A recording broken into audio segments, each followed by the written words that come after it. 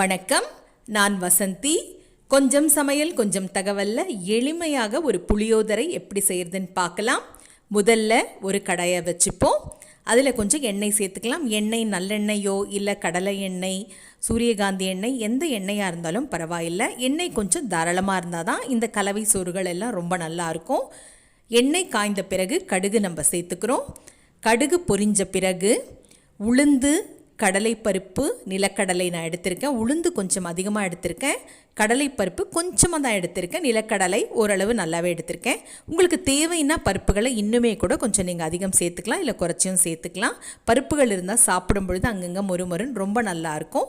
இளந்தீயில் வச்சு அது நல்லா சிவந்து வர அளவுக்கு நம்ம அதை நல்லா வதக்குவோம். ஏன்னா நிலக்கடலையெல்லாம் உள்பகுதியெல்லாம் நல்லா வேகணும் இல்லையா, அதனால் பொறுமையாக நம்ம பெரிய தீயில் வச்சோம்னா சிகப்பாக நிறம் மாறிடும். உள்ளே பார்த்திங்கன்னா கொட்டைகள் சரியாக வெந்திருக்காது. அதனால் கொஞ்சம் நிதானமாக இளந்தீயில் வச்சு பொறுமையாக நம்ம செய்வோம்.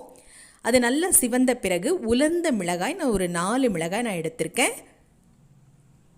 அரிசி பார்த்திங்கன்னா நான் பச்சரிசி 1 டம்ளர் அரிசி 3/4 பாகம் வெந்த பிறகு ஒரு தட்டில் கொட்டி நான் ஆற வச்சுருக்கேன். 4 உலர்ந்த மிளகாய் இதுக்கு நான் சேர்த்துருக்கேன். கொஞ்சம் கருவேப்பிலை நம்ம இப்போ சேர்த்துப்போம். கருவேப்பிலை கொஞ்சம் சேர்த்துக்கிறோம். புளி கரைசல் பார்த்திங்கன்னா நல்லா ஒரு கொய்யாக்காய் அளவுக்கு புளி எடுத்து அதை நல்லா சுடுதண்ணியில் ஊற வச்சு நான் கரைச்சி எடுத்திருக்கேன்.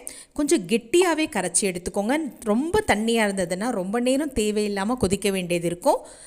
மஞ்சள் தூள் இதற்கு நல்லா ஒரு 1/2 தேக்கரண்டி நான் சேர்க்குறேன். பெருங்காயமும் நல்லா ஒரு 1/2 தேக்கரண்டி நான் சேர்க்குறேன். பெருங்காயத்தோட மணமும் அந்த மஞ்சள் தூளும் ரொம்ப நல்லாயிருக்கும். கல்லுப்பு நம்ம சேர்த்துருக்கோம்.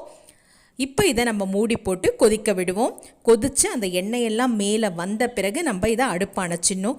தினமும் சாம்பார் ஏதோ ஒன்று சாப்பிட்டு கொஞ்சம் சலிப்பாக இருக்கும், புளிப்பாக நமக்கு சாப்பிட்ணுன்னா ஒரு புளியோதரை இருந்தால் ரொம்ப நல்லாயிருக்கும். ஏன்னா நாக்குக்கு அந்த புளியோதரை, புளி சாதம்னாவே எல்லாருக்குமே ரொம்ப ரொம்ப பிடிக்கும்.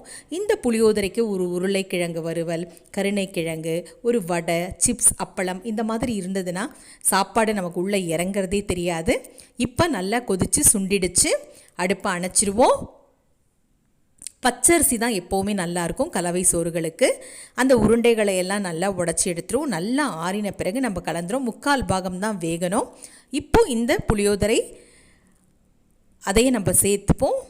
சேர்த்து இப்போ நிதானமாக அந்த சோறில் நல்லா கலந்து விடுவோம். அது மீந்து போனாலும் நமக்கு பிரச்சனையே இல்லை. வச்சுக்கிட்டு நம்ம 2 நாள் உபயோகம் பண்ணிக்கலாம். கெடவே கெடாது. ஒரு வாரம் ஆனாலும் கெடவே கெடாது. நல்லா இப்போது நிதானமாக பொறுமையாக கலந்துக்கோங்க. உப்பு நீங்கள் பார்த்து போட்டுக்கோங்க. மறக்காமல் என்னுடைய காணொளியை பதிவு பண்ணுங்கள்.